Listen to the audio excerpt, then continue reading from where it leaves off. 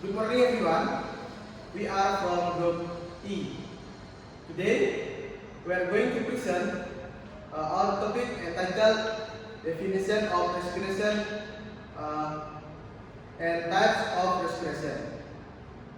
Before we start, let us introduce ourselves. My name is Commander Yudana.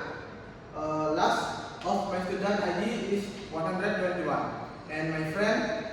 My name is Putu Ardia Pranasya Utami Karisma Dewi, and the last digit of my student ID is 140.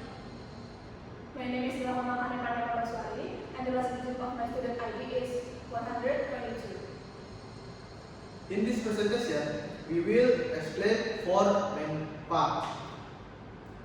First, the definition and types of respiration. Second, lung volumes and capacities. Third, gas exchange. And fourth, the factor that affect our respiratory rate.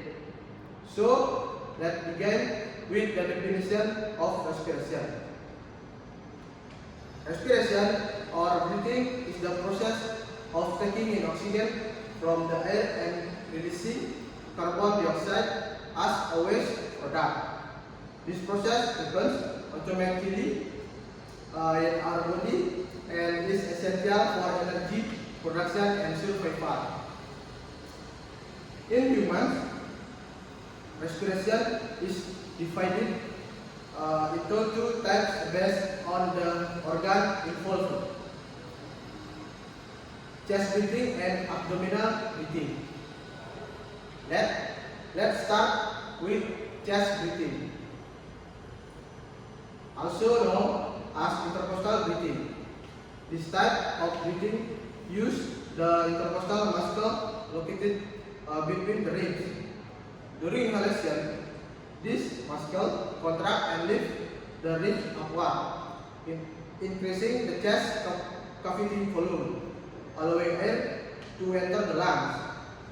During exhalation, the muscle relax, the ribs move down, and air is pushed out of the lungs. Next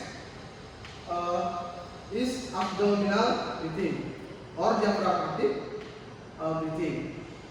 This type uses the diaphragm downshift muscle that separates the chest cavity from the abdominal cavity. During inhalation, the diaphragm contract and move downward, making the chest cavity larger and drawing air into the lungs.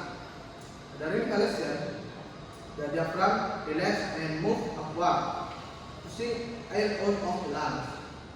That's all for the definition and types of respiration. Now, my friend Ardia will continue with lungs volumes, capacities, and gas exchange. Thank you. Now I will explain about the lung volume and capacities and the mechanism of gas exchange. Our lungs can hold a constant amount of air. This called lung volume and capacities. The amount of air we inhale or exhale during quiet breathing is called tidal volume or TV, which is about 500 milliliters. And checking on normal breaths, we can still inhale more air. This extra air is called inspiratory reserve volume or ARV. Like this, after a normal exhale, we can still exhale some more air. This is called expiratory reserve volume or ERV. Even after exhale, as much as possible, some air always remains inside the lungs. This is called residual volume or RV, and it prevents the lungs from collapsing completely. When we combine the tidal, inspiratory, and expiratory volume, we get the final capacity for RVG, the total amount of air that can be exchanged during deep breathing, and we include the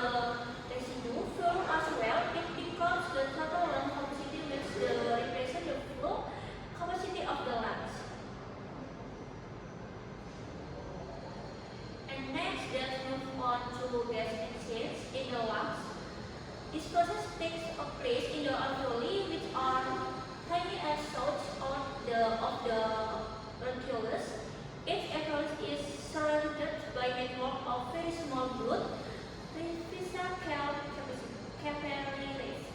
When we inhale, the air inside the alveoli contains a high concentration of oxygen, while the blood that comes from our body has less oxygen and more carbon dioxide. Because of the difference, oxygen diffused from the alveoli into the blood through the thin capillary walls.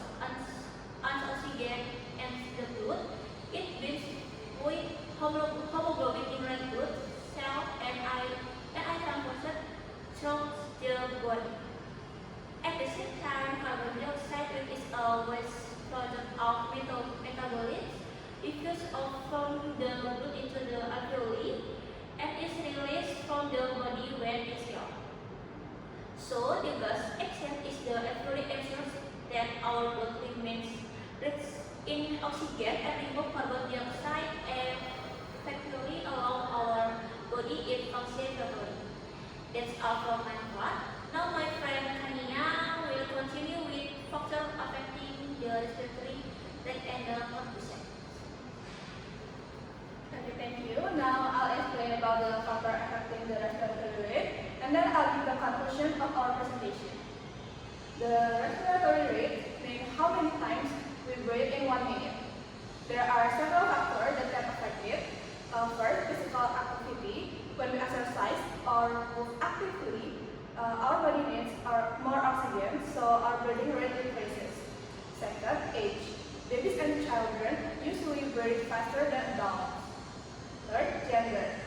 Men generally have larger lungs, so their breathing rate might be slightly different from women's, although still in the normal range.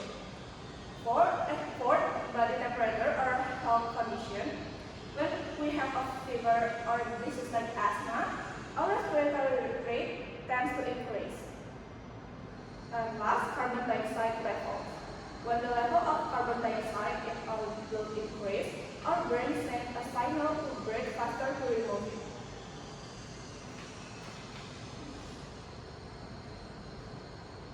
Okay, now let's move to the conclusion. In conclusion, respiration is an essential biological process that provides oxygen to every cell in our body and removes carbon dioxide as a waste product.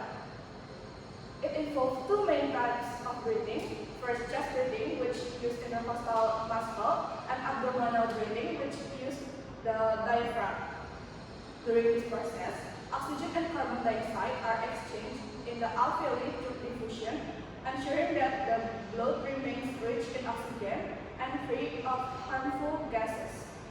Several factors, such as physical activity, age, gender, body temperature, and carbon dioxide level, can influence the rate of breathing. Overall, respiration plays a vital role in maintaining the body's metabolism, energy production, and homeostasis, making it one of the most important processes of human survival.